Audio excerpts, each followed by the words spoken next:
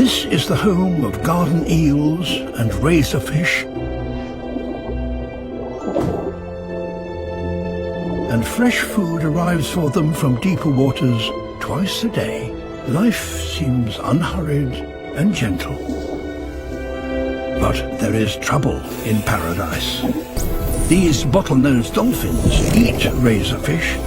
They scan the sand with echolocating clicks to discover exactly where the razorfish are hiding.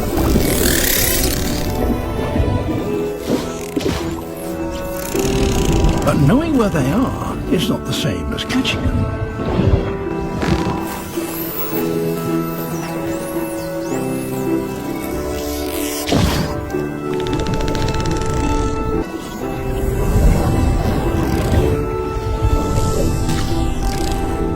Before long, the dolphins have had enough, and they move on.